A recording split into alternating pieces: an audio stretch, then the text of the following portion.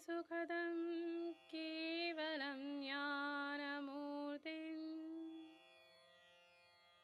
द्वन्द्वातीतं गगनसदृशं तत्त्वमस्यादिलक्ष्यम्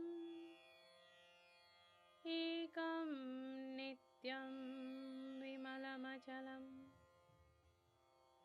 सर्वधी साक्षिभूतं भावातीतं त्रिगुणरहितं सद्गुरुं तं नमामि। आप सभी को नमस्कार। आज के इस सत्संग में मैं तनुजा ठाकुर आपका हार्दिक स्वागत करती हूँ। वैदिक उपासना पीठ के प्रेरणा स्रोत एवं हमारे श्री गुरु परम पूज्य डॉक्टर जयंत बाळाजी आठवले के चरणों में वंदन कर आज का सत्संग आरंभ करती हूँ। आज का विषय है देसी गाय का महत्व। प्राचीन काल से ही हमारी अर्थव्यवस्था गौ एवं कृषि आधारित रही है। वैदिक काल में गौधन को मुख्य धन माना जाता था एवं सभी व्यक्ति सर्व प्रकार से गौरक्षा, गौ सेवा एवं गौपालन किया करते थे और राजा को गोधन का मुख्य रक्षक माना जाता था। हमारे धर्मशास्त्रों में गौरक्षा, गौ महिमा, गौपालन आदि के प्रसंग भी अधिकाधिक मिलते हैं। रामायण, महाभारत, भगवद गीता में भी गाय का किसी न किसी रूप में उल्लेख मिलता ही है। संत तुलसीदास जी ने रामचरितमानस में कहा है, विप्रधेनु सुरसंत हित लीन्हे मनुज अवतार। अर्थात भगवान जब अवतार लेते हैं तो उसका मूल कारण होता है देवता, गौ, संत एवं विप्र का रक्षण करना। इससे गौ माता का हमारी संस्कृति में कितना महत्व है यह समझ में आता है। भविष्य पुराण में लिखा है, गाय के पृष्ठदेश में ब्रह्म का वास है, गले में विष्णु का, मुख में रुद्र का, मध्य में समस्त देवताओं एवं रोमकूपों में महर्षिगण, पूंछ में अनंतनाग, खूरों में समस्त पर्वत, गौमूत्र में गंगादि नदियाँ, गोमय में लक्ष्मी एवं नेत्रों में सूर्य चंद्र हैं। अतः हिंदुओं के लिए गौ माता पूजनीय है। वेदों के अनुसार गाय रुद्रों की माता, वसुओं की पुत्री, अदिति पुत्रों की बहन एवं घृत रूपी अमृत का भंडार है। अतः अवध्य गौ का वध ना करें, ऐसा स्पष्ट रूप से कहा गया है। गाय जिसे हम गौ माता कहते हैं, यह उतनी ही प्राचीन है जितनी यह पृथ्वी, और सामान्यतः आध्यात्मिक दृष्टि से गाय का महत्व क्या है यह भी प्रायः सभी हिंदू जानते हैं। किंतु विडंबना यह है कि सामान्य हिंदू को आज देसी गाय का महत्व एवं उसकी पहचान भी ज्ञात नहीं है। वह प्रत्येक गाय जैसे दिखने वाले पशु को गौ माता ही कहता है, जबकि आधुनिक विज्ञान भी अपने शोध में यह प्रमाणित कर चुका है कि मूल भारतीय प्रजाति की गाय और विदेशी गाय में गुणों की दृष्टि से आकाश पाताल का अंतर है। अतः स्वाभाविक है कि ऐसे गौओं के उत्पादों की गुणवत्ता में भी अत्यधिक अंतर होगा। तो आज हम देसी गाय के दूध और विदेशी नस्ल के गाय के दूध में क्या अंतर है यह जानेंगे। इस विषय को आज सत्संग में लेना इसलिए आवश्यक जान पड़ा क्योंकि आज अधिकांश हिंदू गांवों में भी अधिक उत्पाद के लोभ में विदेशी गाय को पालने लगे हैं और हमारी विलक्षण एवं दैवी तत्व से युक्त देसी गौओं की नस्लें लुप्तप्राय होती जा रही हैं, जो एक अत्यधिक चिंता का विषय है। आज का आधुनिक विज्ञान भी देसी गाय के उत्पाद के महत्व को समझ रहा है, किंतु हम हिंदू अज्ञानतावश या लोभवश उसके महत्व को अनदेखा कर रहे हैं। आज आपको आधुनिक विज्ञान भी देसी गाय के उत्पादों को श्रेष्ठ क्यों मानने लगा है यह बताती हूँ। क्योंकि आज के मैकाले शिक्षित हिंदुओं को हमारे धर्मशास्त्रों की अपेक्षा आधुनिक विज्ञान एवं वैज्ञानिकों की बातें अधिक जचती हैं। विदेशी नस्ल की गायें भले ही देसी गायों से अधिक दूध देती हों, किंतु इनका दूध स्वास्थ्यवर्धक नहीं होता। इनके दूध का लंबे समय तक सेवन करने वाले मधुमेह अर्थात डायबिटीज़ सहित कई गंभीर रोगों के शिकार हो रहे हैं। यह जानकारी Birla institute of science and technology अर्थात बिट्स पिलानी के एक वैज्ञानिक शोध में ज्ञात हुआ है। इसके अनुसार विदेशी गाय के दूध में म्यूटेटेड बीटा कैसीन प्रोटीन की मात्रा अधिक होती है। यह प्रोटीन पूर्ण रूप से पच नहीं पाता। इससे मधुमेह अर्थात डायबिटीज़, अस्थि सुसरिता अर्थात ऑस्टियोपोरोसिस, अनिद्रा, मोटापा एवं मेधा से जुड़ी कई रोग के होने के प्रमाण बढ़ते हैं। तो आइए विदेशी गाय का दूध विषैला क्यों बन गया है, इसके विषय में आधुनिक विज्ञान क्या कहता है, यह समझने का प्रयास करते हैं। यदि विज्ञान की दृष्टि से भी देखें तो वैज्ञानिकों के अनुसार सृष्टि के आदिकाल में भूमध्य रेखा के दोनों ओर पहले एक गर्म भूखंड उत्पन्न हुआ। इसे भारतीय शास्त्रों में जम्बूद्वीप का नाम दिया गया था। वस्तुतः सभी स्तनधारी भूमि पर पैरों से चलने वाले प्राणी दोपाए, चौपाए, जिन्हें वैज्ञानिक भाषा में अनग्युलेट मैमल के नाम से जाना जाता है, वे इसी जम्बूद्वीप पर सर्वप्रथम उत्पन्न हुए।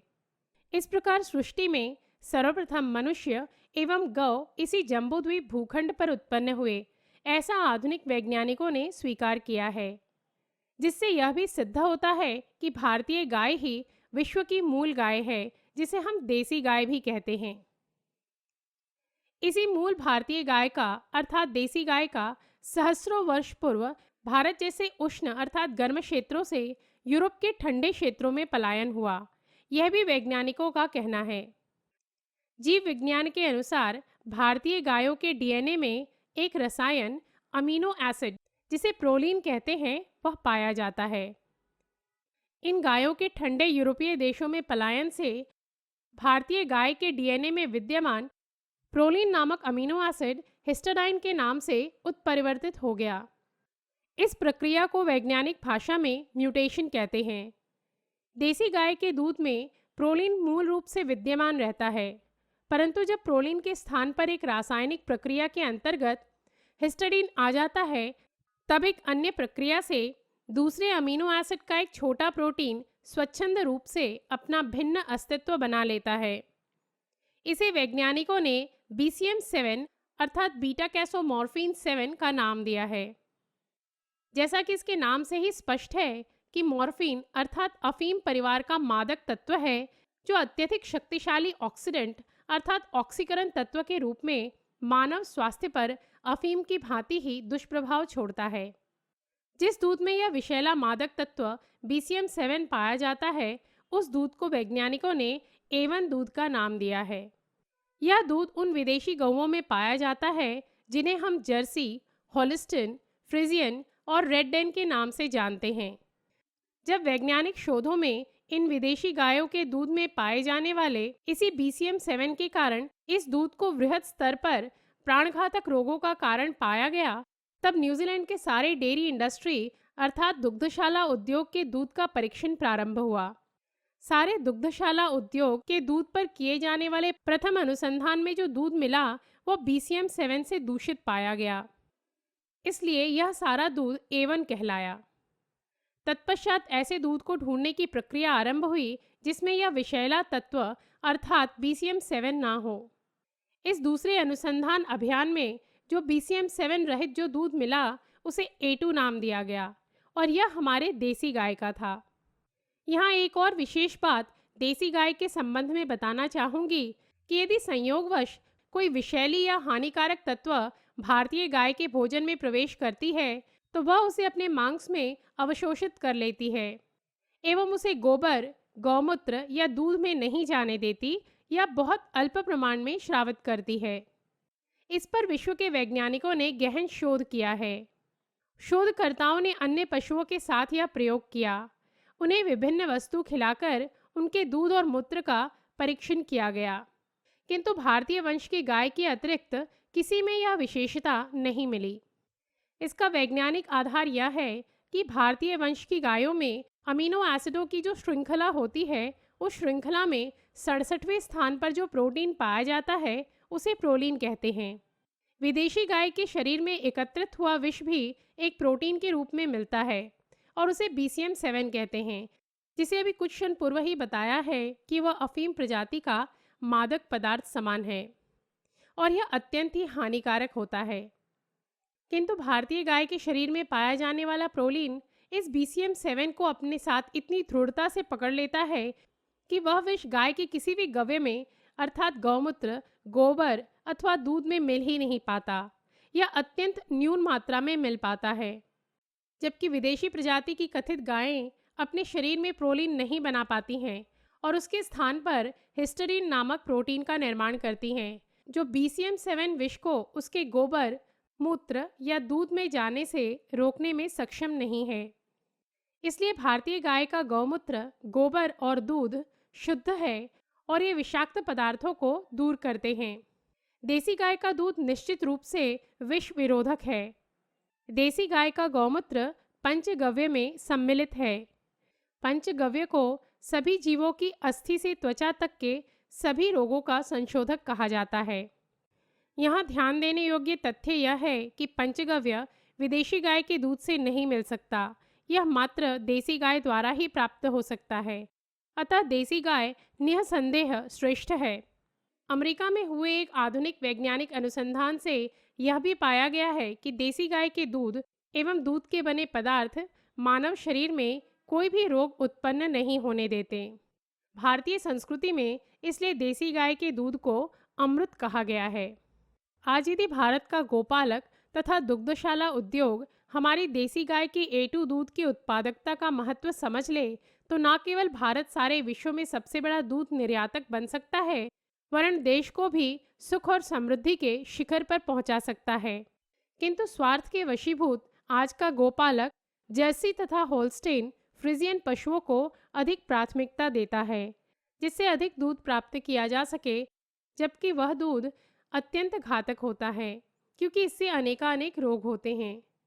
आजकल भारत में ही नहीं अपितु संपूर्ण विश्व में जन्मोपरांत बच्चों में जो ऑटिज्म अर्थात बोध अक्षमता और डायबिटीज़ अर्थात मधुमेह जैसे रोग बढ़ रहे हैं और उनका स्पष्ट कारण A1 दूध का BCM7 पाया गया है।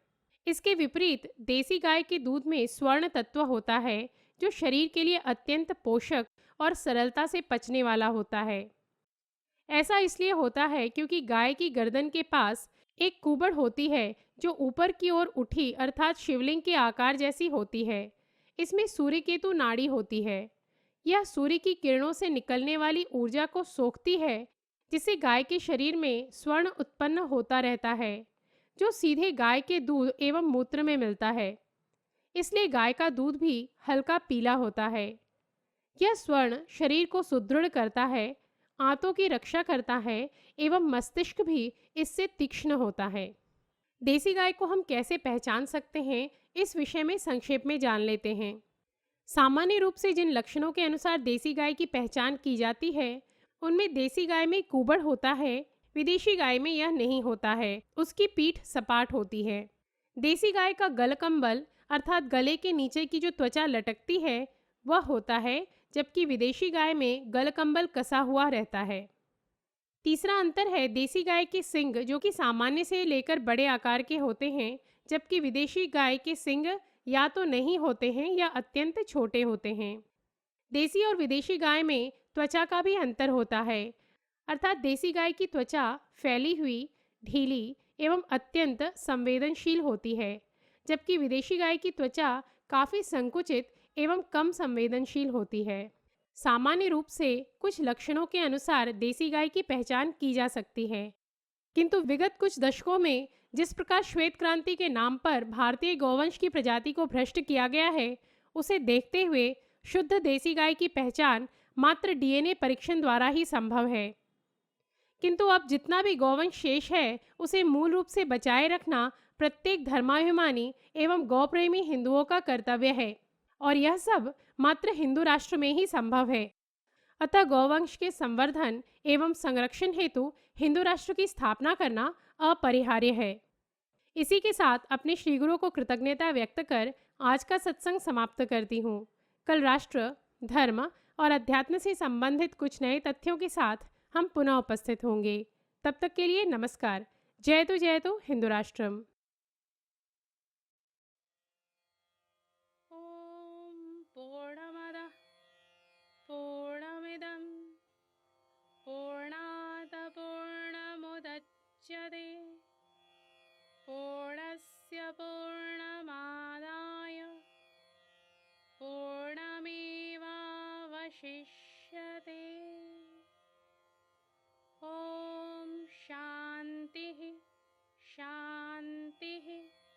शांति।